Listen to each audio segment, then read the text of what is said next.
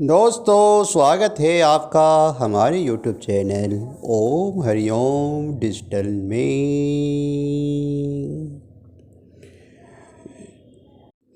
जय श्री राम।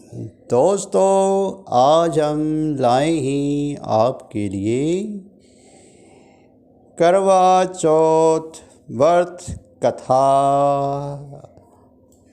करवा चौथ व्रत कथा में आज हम आपको बताएंगे कि ये कब मनाया जाता है और कैसे मनाया जाता है, और इस साल करवा चौथ कौन सी तारीख को पड़ रहा है, शुभ मुहूर्त क्या है, ये सब के बारे में आज हम आपको बताएंगे।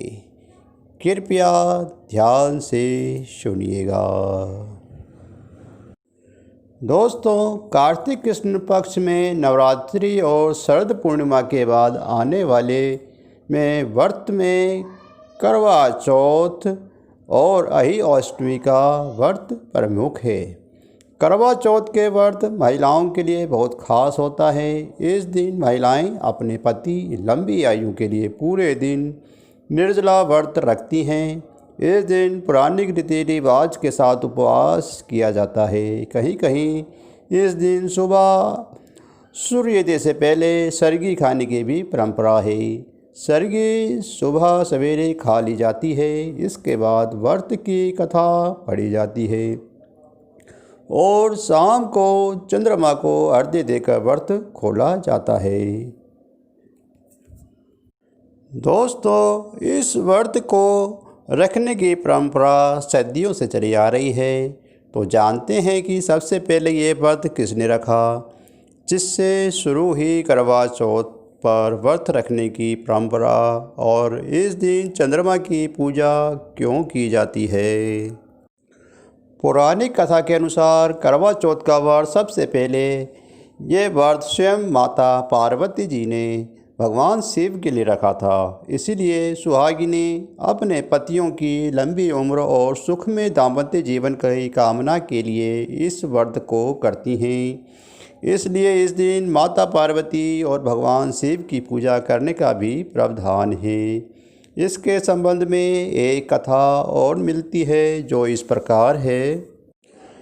करवा चौथ के बारे में कहा जाता है कि एक बार देवताओं और दानवों में बहुत भीषण युद्ध हुआ। तब ब्रह्मदेव ने सभी देवताओं की पत्नियों को करवा चौथ का व्रत करने के बारे में बताया। उसके बाद सभी देवियों ने कार्तिक माह की चतुर्थी तिथि को व्रत किया, जिससे देवों को युद्ध में विजय प्राप्त हुई। कहते हैं कि तभी ये परंपरा शुरू हुई। इस व्रत की महिमा की कथा महाभारत के समय में मिलती है। जानते हैं, कथा के अनुसार जब अर्जुन नीलगिरी पर्वत पर तपस्या करने गए, उस समय पांडवों पर कई तरह के संकट आने लगे। तब द्रौपदी ने अपने पतियों के संकटों को दूर करने के लिए भगवान कृष्ण से उपाय पूछा। तब भगवान ने उन्हें कार्तिक मास की चतुर्थी को व्रत करने को कहा। द्रौपदी ने पूरी श्रद्धा के साथ इस व्रत को किया, जिसके बाद पांडवों के कष्ट से मुक्ति प्राप्त हुई। जानते हैं कि करवा चौथ पर चंद्रमा की पूजा क्यों की जाती है। चंद्रमा को आयु वृद्धि और शीतलता का कारक माना जाता है। इसीलिए माना जाता है कि चंद्रमा की पूजा करने से आयु में वृद्धि होती है और वैवाहिक जीवन सुख में रहता है। करवा चौथ की पुरानी कथा में भी चंद्रमा की पूजा का महत्व बताया जाता है। दोस्तों, अब हम जानते हैं कि इस साल 2020 में करवा चौथ का त्यौहार कब मनाया जा रहा है। इस साल 4 नवंबर को करवा चौथ का व्रत रखा जाएगा। 4 नवंबर को सुबह 3:24 पर कार्तिक मास के कृष्ण पक्ष की चतुर्थी तिथि का प्रारंभ हो रहा है। चतुर्थी तिथि का समापन 5 नवंबर को सुबह 5:14 पर होगा। 4 नवंबर को शाम 5:34 से शाम 6:52 तक करवा चौथ की पूजा की शुभ मुहूर्त है।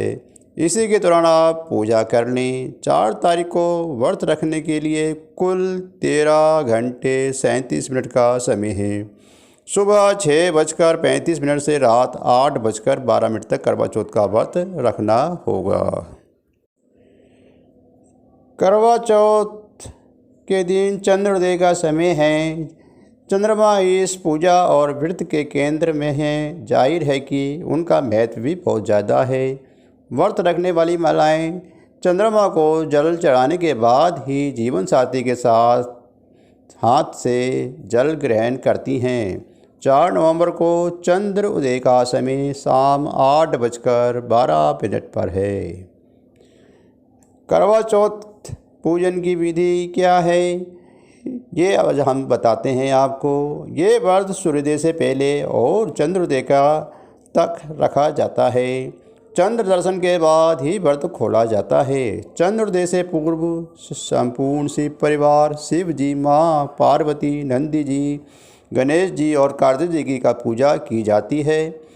पूजा के वक्त पूर्व दिशा की ओर मुख करके बैठें। चंद्रमा के पूजन के बाद पति को छलनी से देखें।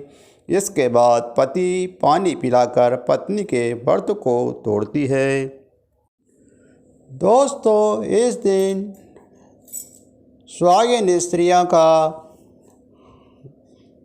करवा चौथ की कथा सुनने का भी लाभ मिलता है। सुहागिन स्त्रियां मंदिर में जाके पंडित जी से कथा सुनती हैं और जो कथा पंडित जी उनको सुनाते हैं वो कथा इस प्रकार है। एक परिवार में 7 भाई थे और उनकी एक बहन थी और उसका नाम चंद्रावती था। वह बहुत लाडली थी क्योंकि वह इकलौती बहन थी। जब वह बड़ी हुई तब सबको उसके विवाह की चिंता हुई। भाइयों को विवाह के बाद बहन को जाना बहुत बुरा लगा, परंतु शादी तो करनी ही थी। बहन ने शादी के बाद करवा चौथ का व्रत रखा, निर्जल व्रत रखा, कुछ भी नहीं खाया। शाम को भाइयों ने बहन से कहा कि आओ खाना खाएं। बहन ने कहा कि जब चंद्रमा निकलेगा तब खाना खाऊंगी। वे भाइयों को बहुत प्यारी थी, इस कारण उन्होंने भी पूरे दिन खाना नहीं खाया। भाइयों ने एक उपाय सोचा कि किसी तरह से बहन का व्रत जल्दी खुलवा दें और फिर सब खाना खा लेंगे। उन्होंने क्या किया कि घर के बाहर जो मैदान था उसमें बहुत सारी आग लगा दी और 2 भाई छलनी को पकड़कर खड़े हो गए और बहन को पुकारने लगे कि जल्दी से चंद्रमा को आकर देख ले। चंद्रमा निकल आया। बहन ने ऐसा ही किया। जैसे ही बहन व्रत खोलने बैठी, ससुराल से खबर आई कि जल्दी चलो, तुम्हारे पति की हालत बहुत ख़राब है। बहन ने सोचा कि मैंने तो शादी के बाद कोई भी ऐसा अपराध नहीं किया कि जिसे पाप का दंड मुझे मिल रहा है। सारे संसार भर की स्त्रियां आज अपने सुहाग की शुभ कामना के लिए पूजा कर रही हैं और मेरे सुहाग को क्या हुआ है, क्या कारण है कि मेरे पति इतना सख्त बीमार हो गया और मरने को है। उसने पंडित से पूछा कि पति की बीमारी का क्या कारण है। पंडित ने कहा कि पूजा में कोई विघ्न आ गया है, इस कारण ऐसा हुआ है। पति के ठीक होने का उपाय है कि पूरे साल कृष्ण पक्ष की चौथ का व्रत करो और उसने ऐसा ही किया। उसके पति को कांटे वाली बीमारी थी। चंद्रावती पूरी तरह वर्ष तक कांटे निकालती रही। अब आँखों पर कांटे रह गए तो करवा चौथ का व्रत आया। वह अपनी नौकरानी से कहकर कि तू उनका ध्यान रखना, मैं करवा चौथ का सामान लेकर आती हूँ। नौकरानी के मन में लालच आ गया। उसने आँखों के कांटे निकाल दिए। चंद्रावती के पति ने नौकरानी से पूछा कि उसकी पत्नी कहाँ है। नौकरानी ने कहा कि कहीं घूमने फिरने गई होगी। चंद्रावती के पति ने समझा कि इसी औरत ने मेरी 1 वर्ष तक सेवा की है, अब यही मेरी स्त्री होगी और उसे अपनी रानी बनाने का वचन दे दिया। जब चंद्रावती सामान लेकर घर आई तो उसके पति ने उससे कहा, निकल जा, इसी औरत ने ही मेरी सेवा की है, यही मेरी रानी है। अगले वर्ष जब करवा चौथ आई तो चंद्रावती पूजन के समय अपनी ही कहानी कहने लगी।